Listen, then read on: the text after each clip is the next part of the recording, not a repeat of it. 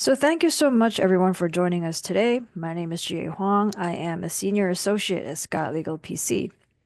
Today we're going to spend some time talking about the visa options available for individuals with extraordinary ability in their fields. So just a few housekeeping things before we get started. Scott Legal is a full-service immigration law firm, which means we do have expertise handling a wide variety of non-immigrant and immigrant visa categories suited for various circumstances. So, whatever your immigration needs may be it a family-based, employment-based, or investment-based immigration matter, we can help you find a solution.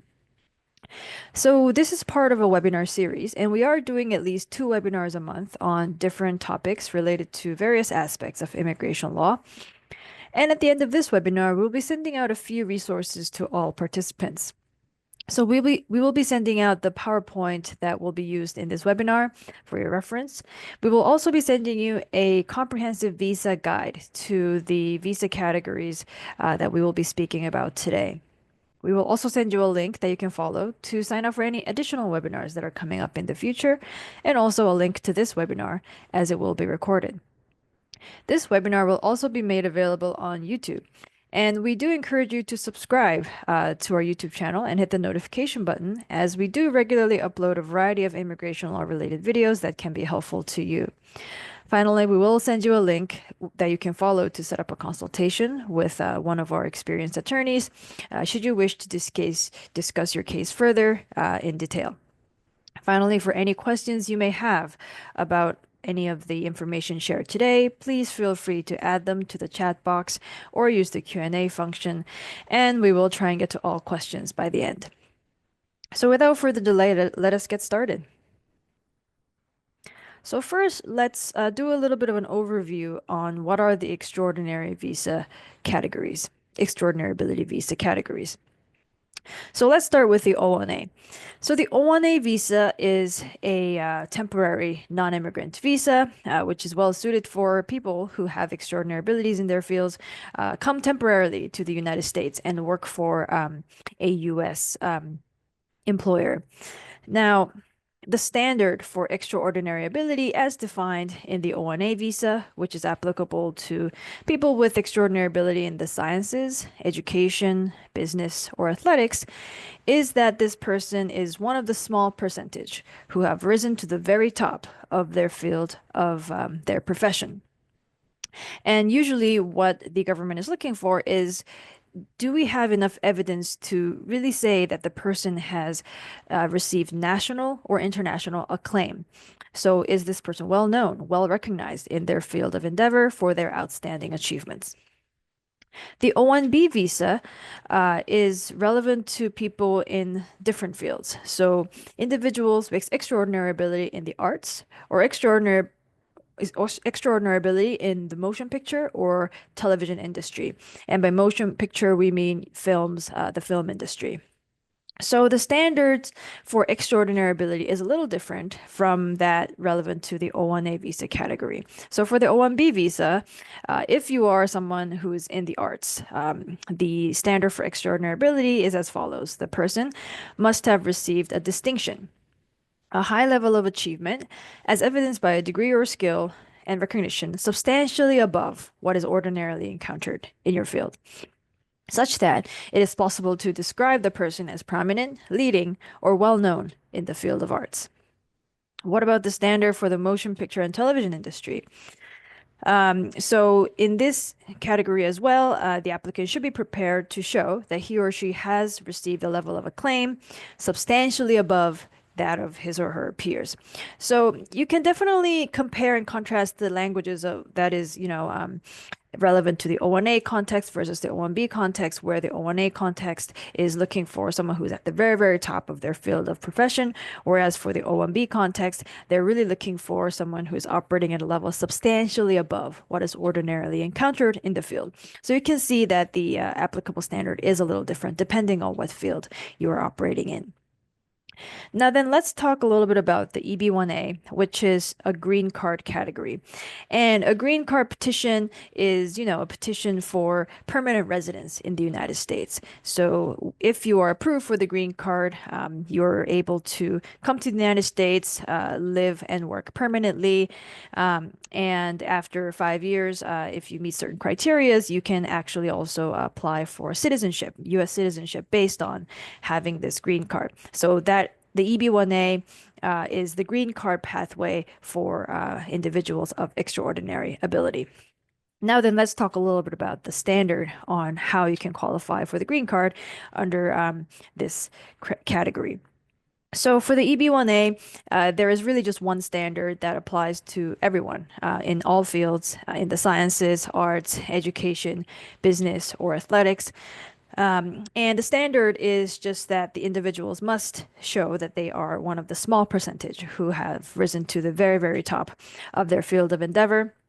The evidence should show cumulatively that this person has sustained national or international acclaim, recognition, right? Being well known in your field, and your achievements have been recognized in your field of expertise through substantial documentation in a variety of categories.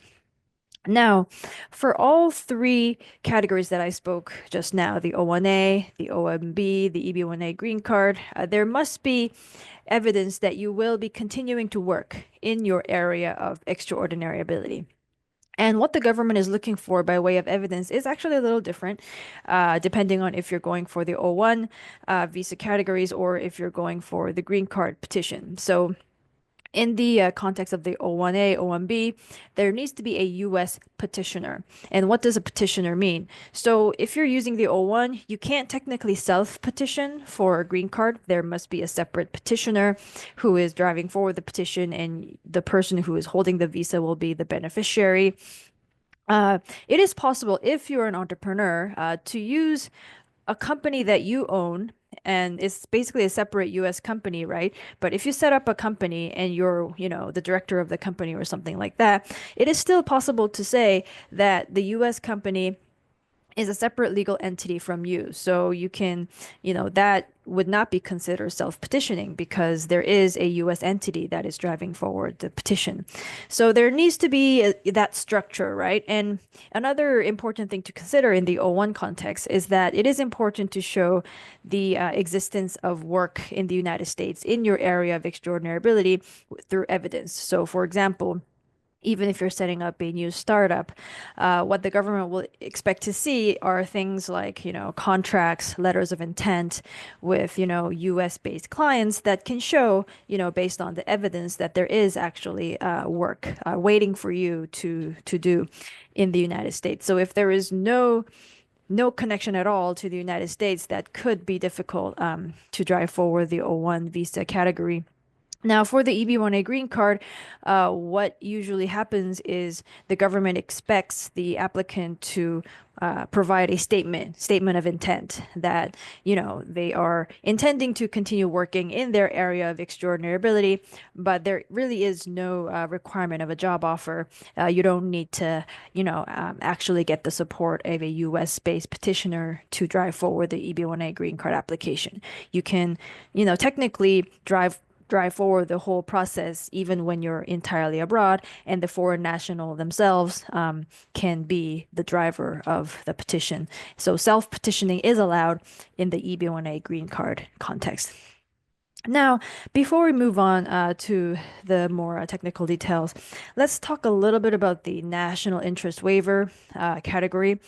It is not technically an extraordinary ability category, but there can be a lot of overlap with, the categories that we have been talking about. And the national interest waiver is another green card pathway under the EB-2 advanced degree professional exceptional ability category.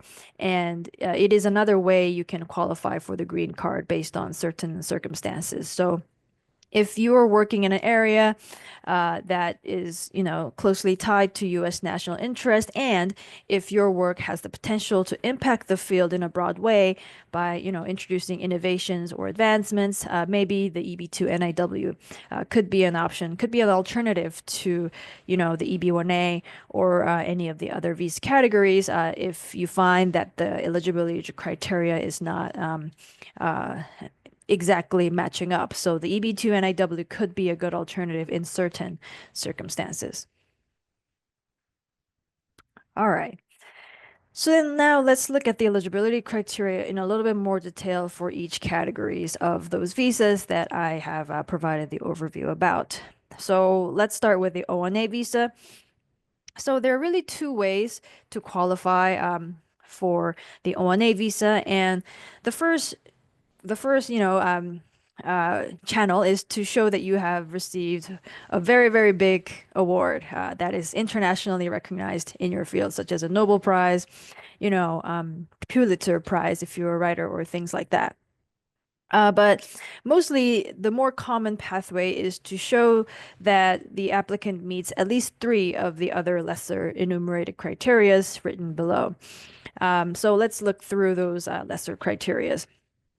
Receipt of nationally or internationally recognized prizes or awards.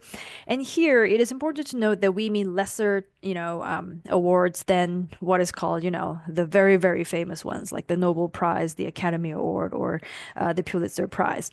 But there are definitely awards that are, recognized enough in your field to really be taken as a form of valid recognition. So if you have received those kinds of lesser awards, you can use them in support of this criteria. Membership in associations in your field which require outstanding achievements. So it is important to note that membership in associations, they're not referring to all sorts of memberships. So if you're a member of, you know, if you're an engineer, and if there is the International Engineers Association or something like that, where all you need to do is to prove that you're an engineer, those types of very broad and general professional organizations will actually not work to, compellingly meet this criteria. In order to meet this criteria, there needs to be a qualitative screening process, which is judged by experts, that really require someone to have made a substantial impact in their field, a significant contribution to the field. So a selective subcommittee within a larger professional organization may work, or, other types of tiers in membership where sometimes for the highest tier, you need to go through a very selective process, such as, being an IEEE fellow. That is the classic example where you need to go through multiple steps of, internal evaluation by leading experts to really be given the prestigious title of fellow, as opposed to just being a member, which is open to really everyone who is, a professional in that area. So definitely be more sparing when you're thinking about how to present membership in certain associations, because not all associations will be helpful towards meeting this criteria. Publish material in professional or major trade publications, newspapers, or other major media about you and your work in the field. So these basically are news articles about you. If you have been mentioned in, Forbes or the New York Times, or even, trade publications in your area of expertise relating to what you have done in the field, that is definitely the type of evidence that the government will accept as evidence of your recognition as a leader in your field. Original scientific, scholarly, or business-related contributions of major significance in the field. So let's say you have developed a new technology in your particular field that significantly improved, the effectiveness of certain manufacturing processes or things like that. And let's say you are author of the patent, and the patent has been licensed out many times or has been cited in publications many times. Those types of things can definitely be considered as an original contribution. And the major significance can be supported by, evidence like, influence in the field as confirmed by leading experts. For example, expert letters can provide valuable context on why this innovation was important for the field. So really, this criteria is where a lot of innovation, a lot of creative advocacy can really help you, really building the narrative of what you have done that really contributed to advancing the field. And really, this can differ based on the specific fact pattern, right? On what you have done in your career. So there can be some room for advocacy there. Authorship of scholarly articles in professional journals or other major media in the field. Definitely, this is referring to things that you have written and that you have published through, leading publishers. So if you're an academic and you authored a journal article and it has been published in, a major academic journal, those are the types of evidence that they're looking for. Now, if you're a business person, right? And if you're someone who's, really proficient in tech and you wrote an article that's intended to be relied on by experts, but it has, been published in other types of media, such as, an online media, major media source like TechCrunch or, uh, you know, other types of major online media with a high circulation. Maybe you can also use that as evidence towards this criteria if you have been the author of it and if such articles have been, developed to be a reference for other experts. So it doesn't need to be just, academic articles that can support this criteria. Even if you have written articles, in different types of major media, and in the modern world, there are really a proliferation of what kind of major media is out there depending on your field, right? So definitely, you can take a more expansive approach on how to define major media as long as there is evidence to show that it is major media. High salary, that is definitely another helpful factor when you're preparing an O-1 application. Um, and really, it is important to have the right comparison materials to defend why it's a high salary, right? So if you are working in the United States, for example, the Department of Labor has these, surveys that is specific to your region. You want to make sure that you're not comparing apples with oranges. You want to provide the right type of benchmark comparison in your field and in your region to give a persuasive case that your salary is at the higher end. Participation in a panel or individually as a judge of the work of others.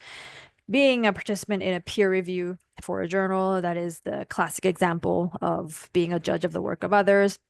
If you're an engineer or someone who's really good in coding, and if you're invited to be a judge for a hackathon, for example, that could also be one, example where you can meet the judging criteria for.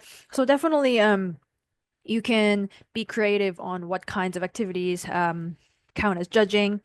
Um, what will be good is to really get the right types of evidence kind of about the event itself where you participated as a judge, get the confirmation from the organizers of the event that you participated as a judge and describing the extent of your involvement. And really, it is important to prove that you have actually completed the judging. So just being invited to judge is actually not enough. You have to provide proof that you have actually completed the judging activity in order to be able to meet this criterion. The last criteria we'll look at is employment in a critical or essential capacity for organizations and establishments that have a distinguished reputation. And this is actually kind of an underutilized criteria, but can be a very helpful addition depending on, what your role was and, what kinds of organizations you were a part of. And how to prove that a organization has a distinguished reputation. So we encounter this a lot in the context of startup founders and people who are part of the core founding team of startups.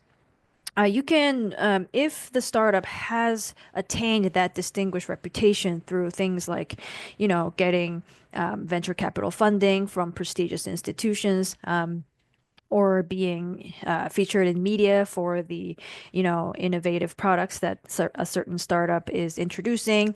You can use that kind of evidence to prove that the organization, the startup that you have founded or played a critical role in, has distinguished reputation. And if so, you can get a letter from the CEO of the startup, or if you are the CEO of the startup, you can get a letter from some of your business partners in the startup to confirm that critical role. So this can really be one compelling type of evidence that entrepreneurs may have access to.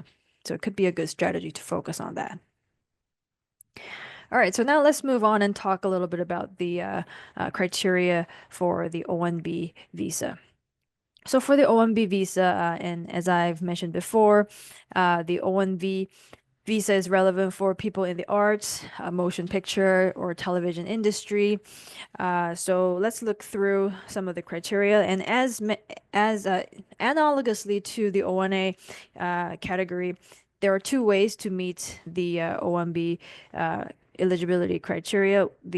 The first is to show that you've been nominated or received significant national or international awards or prizes in your field, such as an Emmy or a Grammy, those very, very prestigious awards that are the leading awards in the field, or show that you have at least met at least three of the following types of lesser criteria. And in the vast majority of cases that we see, you would go through the second type of evidentiary approach. So I will read through these criteria. I won't go through every one of them in detail, but really the language is similar to what was discussed in the O1A. So, for example, performing a lead or starring role in productions that have a distinguished reputation. We just talked about the critical role aspect. Publish material about you in major media, about your work. Major commercial or critically acclaimed successes in the performing arts, for example, shown by receipts, sales metrics or things like that. Evidence of significant recognition for your achievements from organizations, government agencies, or other recognized experts in the field. And expert letters can really play a big role in building up the evidence for this criteria. And also a high salary aspect is also relevant in the O1B context as well. Definitely it'll be an important aspect to provide the right type of comparison threshold to be able to meet this criteria. And finally, if a certain type of evidence is readily not available to your particular field, then it is also possible to argue that, bring in some comparable types of evidence that may not exactly match with what the evidentiary criteria is asking, but definitely make the argument that such evidence is a comparable type of evidence to what is being required in the enumerated criteria. All right, so now let's compare the O1A and O1B visas and take a look at the similarities and differences.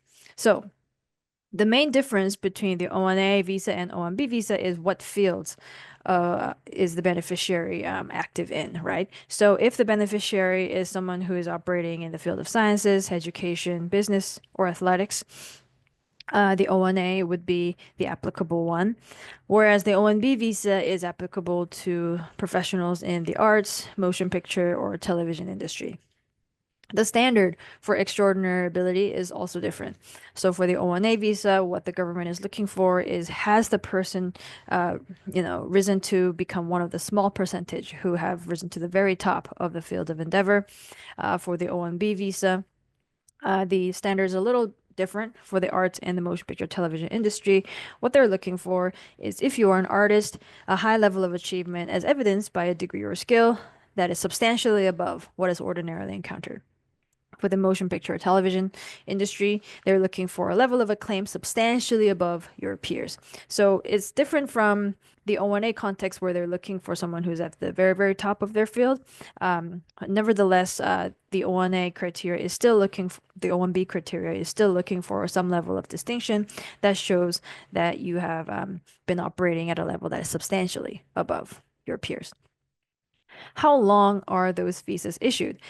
So for the initial O-1 visa, the uh, um, the length of the visa is the same between O-1A and O-1B um, categories. So you would get 3 years for the initial visa, as long as there are projects that requires your presence for.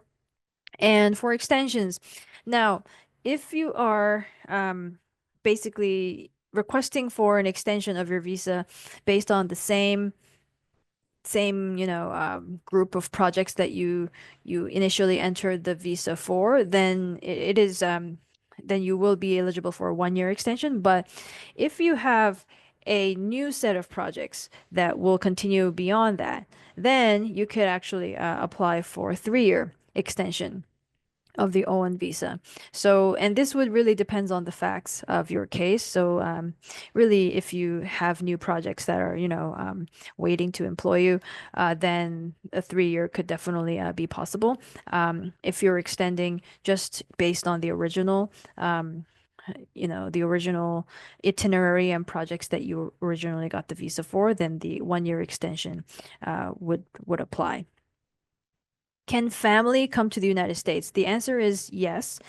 The O3 dependent visa is applicable for your spouse and your minor children who can come with you to the United States. One thing, though, is that work authorization is not available for spouses. So spouses on an O3 visa are allowed to attend school, but they actually cannot work without having an independent, visa of their own. So then they would, need to get a different visa for that if they want to work.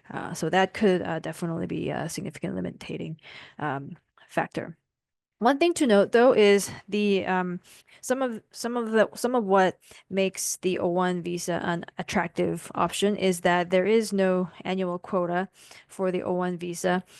Unlike other types of visa categories like the H-1B, for example, there is an annual lottery, and you need to pass that lottery in order to, be able to qualify for the visa. But the O-1 does not have anything like that. So you can apply at any time as long as there is a job opportunity. And technically, as long as there continues to be work in your area of extraordinary ability, that it is possible to continue extending the O-1 visa indefinitely, really. There is no lifetime limit on how long you can be on an O-1 visa. So it really could be an attractive option as long as you meet the criteria for the O-1 extraordinary ability.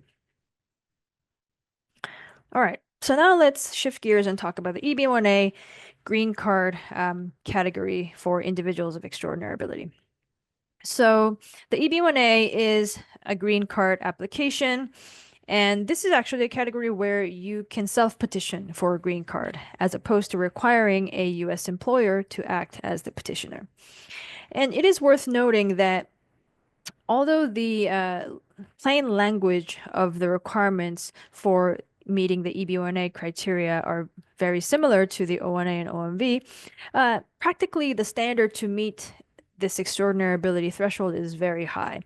And part of this is because USCIS engages in what is called the two-step Kazarian analysis, which is based on a case that is called Kazarian versus USCIS, which not only looks at whether you can submit at least 3 out of the 10 criteria that is enumerated in the regulations, but they also look at the quality of the evidence and ask whether holistically as a whole, the volume and quality of the evidence paints a picture that you are indeed one of the very small percentage of people who have risen to the very top of their field of expertise.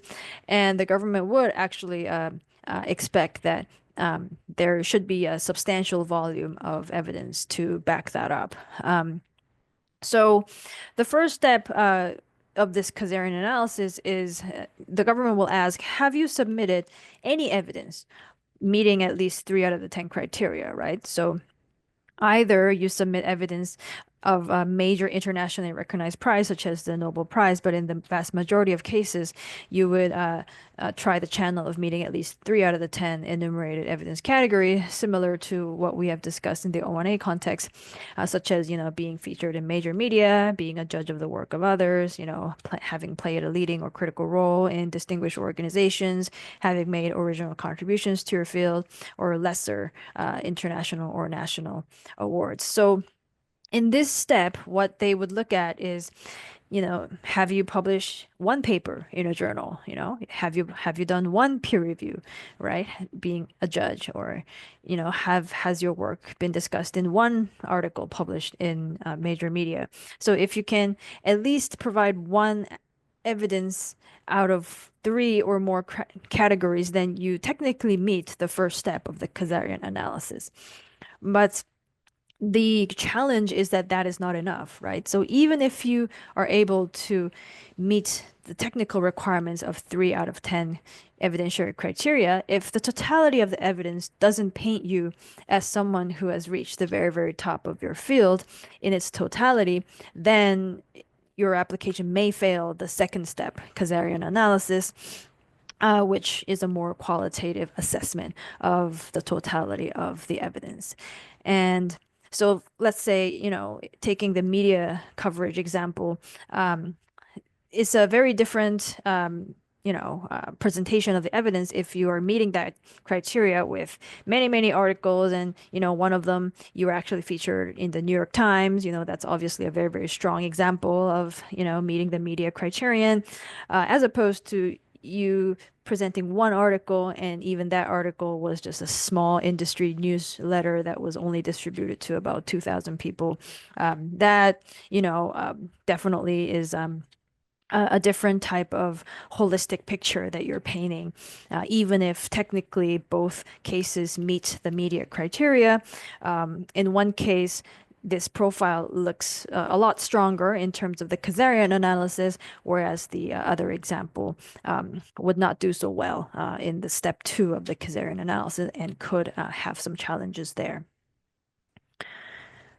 All right, so now let's shift gears a little bit and talk about the EB-2 NIW, the National Interest Waiver, which can be an alternative, for some applicants who may, be a little short of the extraordinary ability standard, but nevertheless, is able to provide that they have evidence that they have been influential in their field in a certain way, and they are working in an important project that is, persuasively, helpful to the national interest. So let's look a little bit about the NIW eligibility criteria. So the first step in assessing whether the NIW could work for you is, do you meet the EB-2 category threshold? And there are two ways to meet the EB-2 category threshold. The first way is to show that you have an advanced degree defined as a master's degree or higher from the United States. Or, if you have a foreign degree from a different country, you can submit a education equivalency report from a accredited agency to show that the degree is, indeed equivalent to a U.S. degree of that same level. Now, when we say master's degree, definitely it includes things like Master of Arts, Master of Science. Also, it includes degrees like an MBA, or obviously a PhD that's higher than a master's, or even degrees like a medical doctor, for example, or a Juris Doctor for lawyers. If if the particular degree requires a bachelor's degree to apply for admission, then we can argue that that is an advanced degree. Now, if you don't have an advanced degree, but if you have a bachelor's degree in your field and 5 or more years of full-time progressive work experience in your specialty after you obtained your bachelor's, so the work experience must come after the attainment of the bachelor's degree, then it is also possible to argue that this is an equivalent of a master's degree. So that is also a pathway available if you don't have a bachelor's degree. if you don't have a master's degree in your field of specialty. But if you have a bachelor's degree, that is that is an argument you can make. Now, it is important to show that your work experience was progressive if you're taking this road. And progressive here means that your job duties and job title didn't stay the same over the 5 years, but the duties, and really the important thing are the duties, change over time to, incorporate more senior responsibilities, more complicated tasks. So that progression is definitely an important piece to prove if you're using that pathway. The other option on how to meet the EB2 threshold is by showing that you have exceptional ability in the sciences, arts, or business. So in order to show exceptional ability, one thing to note is that exceptional ability is very, very different from extraordinary ability, which is required in the EB1A context. It is a much lower standard. You are only required to show that you are a professional who's operating at a level that is significantly above what is ordinarily encountered in the field. And you can show this by providing evidence that meets at least 3 out of the 7 criteria, including things like, any degree that's relevant to your field, a license to practice your profession, 10 years of full-time experience in your field, and evidence of recognition for your achievements by, industry professionals, your peers, or government agencies, or things like that. So definitely take a look if this is, an inquiry that you may be interested in. It is important to not only show that you meet those 3 criterias, but also to show that on balance, in totality, the evidence tends to show that you are someone who is operating at a level that is significantly higher than is ordinarily encountered. Now, once you have met the EB2 criteria, EB2 threshold criteria, then the other part of the NIW application is to demonstrate that you actually qualify for a national interest waiver. And it is very important to concentrate on this part because that national interest waiver, 3-prong test is what makes the difference between an ordinary EB2, employment-based sponsorship approach for a green card, where you need a job offer and you need a U.S. company to sponsor you. By contrast, if you qualify for a national interest waiver, this means you don't need a U.S. job offer. You don't need a U.S. company to sponsor you. Rather, you're allowed to self-petition for a green card. And that is a huge advantage because going through the labor certification process where you need the job offer and your US sponsor company needs to, test the US labor market and see if there are any other US, workers who may take your place. That process, takes a long time. It's very costly. And if another US person with, minimum credentials can take your place and they apply for the job, then they need to give the job to that person. They cannot sponsor you for the green card if there is another US person who is, minimally qualified to do your job.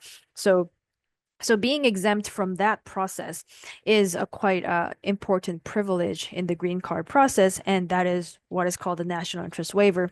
And to show that you merit this exemption, you do need to do more work to persuade the government why your case is special, basically. And the government has come up with a 3-prong test to determine whether an application merits national interest waiver, and that is called the 3-prong matter of Danaher criteria. So the first prong of that 3-prong criteria is that the applicant must prove that their proposed endeavor has both substantial merit and national importance. And what does that mean? So a substantial merit can be applicable to a wide variety of fields and endeavors that tend to further human knowledge in those key areas, such as, medical advances, civil engineering, or improving processes and procedures and things like that for the field. That can really be helpful in meeting national importance, where you can expect a broad impact to the field in advancing best practices, as opposed to doing something that's just limited to, benefiting your immediate employer or your clients. The second part of that is the applicant must show that they are well positioned to advance the proposed endeavor. And here, the focus is on the individual. Really, they look at your education, your record of success, your work experience, and things like that, that may, give you the right skills and abilities to drive forward the proposed endeavor of national importance. And third, the government is looking for, on balance, does the record show that it would cumulatively, benefit the United States to exempt the labor certification requirements for that particular person, given the outsized benefit that this person's work will have in the field and to the U.S. economy, more broadly.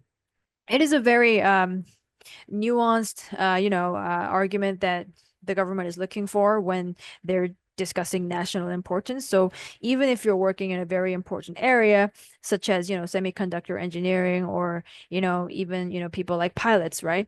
If what you're doing is just providing good services or providing good products that's already existing in the market, as opposed to doing something innovative and having, potentially a larger impact on advancing the field as a whole. The first type of case would actually not be very useful.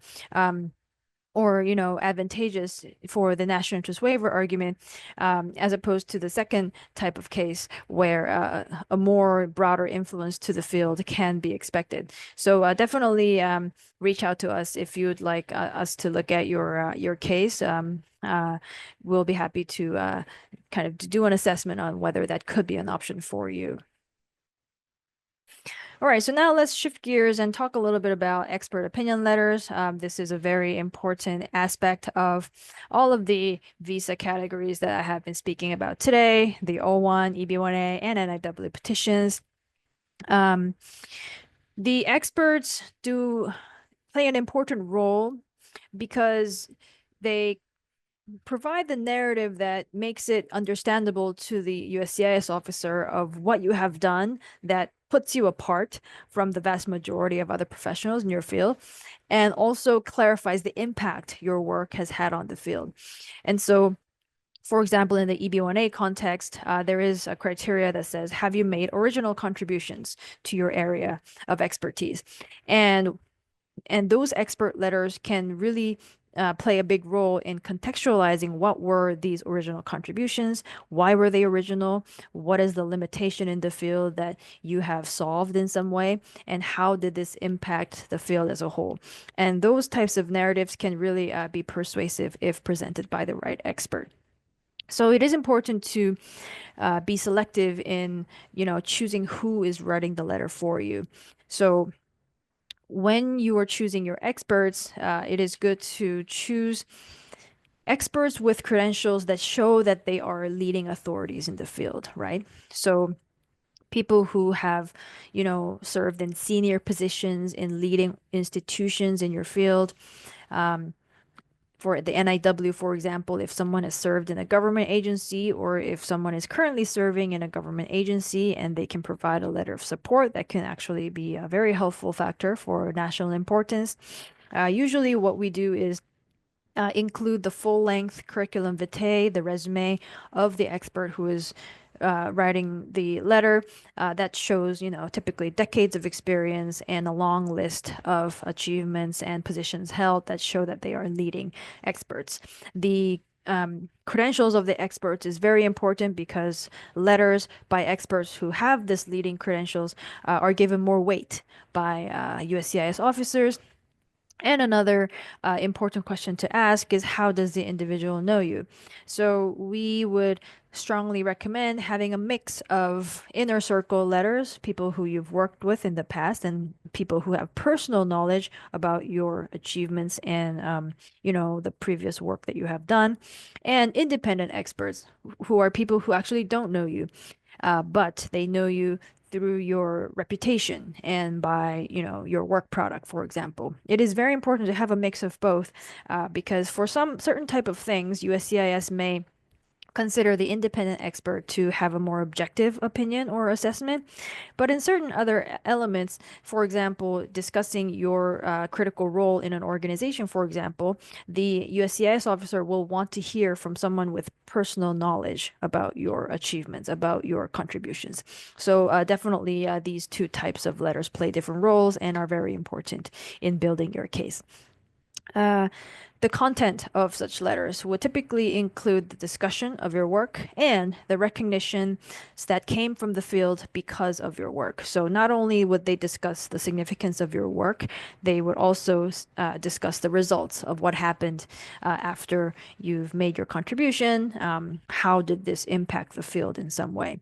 How does your work set you apart from others? What is an original approach that you use that really distinguishes you from the conventional approach, the conventional way people do things in your field?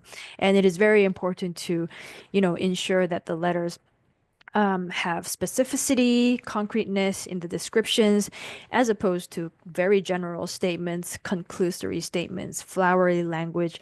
All of those languages really undercut the, validity of your petition because USCIS officers are instructed not to rely on such, unsupported broad assertions, conclusory languages, flowery languages. They would not rely on those, but they would look at the concrete examples of what you have done and what was the impact of your work to the industry. So that is the focus that the expert letter should have. And definitely that is one of the reasons why it's good to, get an experienced lawyer to provide feedback on your letters to make sure that those letters are framed in the optimal way to, help your petition as opposed to take away from the strength of your petition. All right, what category should I apply for? So let's now talk a little bit about some strategic considerations. So one question to ask when you're choosing among all of these options is, do you want to stay in the United States temporarily or permanently? So as I mentioned before, the O-1A, O-1B visas are non-immigrant visas, well suited for individuals who plan to temporarily come into the United States to work. And they want to have the freedom to stay outside the United States as long as they want. The O-1A could be a great option for that because there is no, um, expectation that you will, stay a certain amount of time in the United States, as opposed to the non-immigrant visa option. The EB-1A and NIW are both permanent residency options, so they will lead to a green card.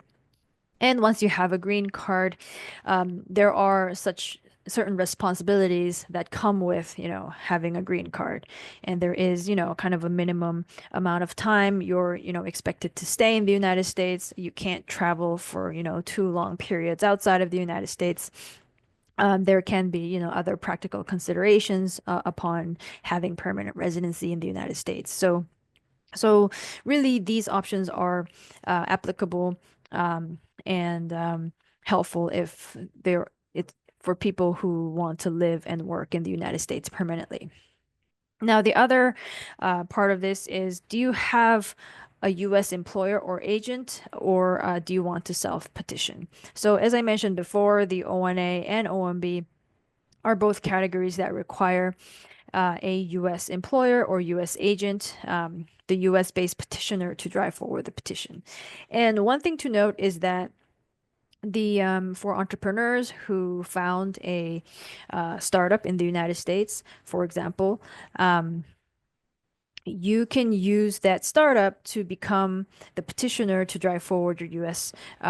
Your visa application in the O-1 category, because the U.S. company that you set up will be considered a separate legal entity from the beneficiary, which is the foreign national. So that can be an option for entrepreneurs. You can also use any U.S. citizen to serve as your agent to drive forward the petition. In that case, though, you still need to provide evidence of work in the United States in the form of contracts, for example, with U.S. employers. So there needs to be this credible evidence of work existing for you for the O-1 petition to really work. Now, both the EB-1A and NIW are green card categories that do not require a U.S. job offer. So a foreign national can self-petition for a green card under these categories. One thing though is that in the EB2 NIW context, in order to really uh, persuade the USCIS that there is significant interest in your work in the United States, the plan must actually be credible. So it may be beneficial to provide evidence that US actors are actually interested in your project, as opposed to, having no evidence of interest that can be, proven about your project. That it may be a little bit difficult to prove that your work has national importance if there is really no evidence of anyone in the United States who is interested in seeing your project go forward. So although there is no job offer requirement, like a formal job offer requirement, and no requirement for, a sponsor or anything, in the EB2 NIW context, it could be a good idea to explore other ways to describe that there is industry interest or, government interest in by US actors to drive forward when you're preparing a strong petition. Finally, let's talk about the family considerations. So when you're thinking about the O-1A, O-1B visa category, it is worth noting that the spouse and the children, minor children, can come with you to the United States as O3 dependents. However, work authorization is not available for O3 dependents. By contrast, the EB-1A and NIW are both green card options, and your spouse and children under 21 and unmarried can apply for green cards as dependent green card holders, and they would actually, yeah, be able to benefit from all of the benefits that come from being green card holder, including, being able to work and live permanently in the United States. All right, certain considerations when moving from a non-immigrant visa to a green card. So this is a common fact pattern that we encounter. If you are already on an O-1 visa, how can you, apply for a green card under the EB-1A, EB-1A green card category? Now, one thing to note is the difference in the qualification standard between, moving from an O-1 to an EB-1A, for example, right? So even though the regulatory language for the evidentiary criteria is written very similarly, in practice, the government uses a much stricter scrutiny when adjudicating EB-1A cases as opposed to O-1 and O-1B cases. And this difference really comes from the different nature of these two applications. One is for permanent residency, green card, which ultimately can lead to U.S. citizenship. So it is really the category that is given the most scrutiny with regards to, when they're evaluating what counts as extraordinary ability, they would, look for the highest level of standard. Or by contrast, when, USCIS is looking at O-1 visa applications, they would be a little bit more lenient when they're, evaluating what counts as extraordinary or not. So that goes to show that qualifying for an O-1 visa does not mean you would automatically qualify for an EB-1A visa. Um, what is good to do is really have an experienced attorney look at your profile if you're already on an O-1, and have a realistic assessment on the strength of the profile for the EB-1A case. And if there are some aspects that could be strengthened, it'll be good to develop that um, develop that priority to really work on strengthening the evidences that can go to support your EB-1A case. Maybe spend a few years working on that, and then once your profile is strong enough, then try for the EB-1A. That can be one strategy to go forward. Now, the other thing to think about is timing. Consider how much time is left on your current underlying visa, because some visas may be harder to extend or may be subject to stricter scrutiny once you filed an immigrant petition, either, through the EB2 NIW or through the EB-1A category if you have filed an underlying immigrant visa petition. For some visa categories, encounter challenges when you're trying to renew it or get a new one. So one common example is a TN visa. The TN visa is a visa that looks at non-immigrant intent very strictly. So if file an immigrant petition, such as the EB-2 NIW petition, and then after that you try to renew your TN visa, you may enter into, difficult conversations at the border on what is your intent, to prove that you actually do have the non-immigrant intent could be, more of a challenge once an immigrant petition is filed. The other strategic considerations, is regarding family needs. So if you have children who may also need the green card, it may be, a good idea to file for the immigrant petition early to, avoid aging out issues as the eligibility is capped at 21. And so considering that the immigrant petition process and visa application process is a long-term process that can take multiple years, it could be a good idea to allow for enough time for all of the steps to, happen. All right, so the final topic that we will look at before ending is, are extraordinary ability criteria categories available for entrepreneurs? And the answer to that question is definitely yes. One thing to note is that the EB-1A and EB-2 NIW are green card categories that both allow for self-petitioning, which means both are possible options for entrepreneurs, even if they don't have a U.S. company sponsor, even if they don't have a U.S. job offer.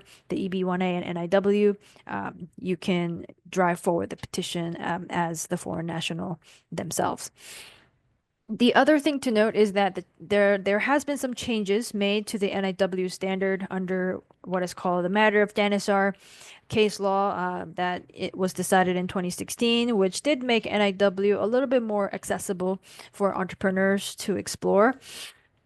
Matter of Dinosaur explicitly noted that entrepreneurial endeavors could, be a good candidate for NIW if the entrepreneur can show that their work has the potential to impact the society or the field of endeavor in a major way, in a broad way, as opposed to just benefiting their immediate clients.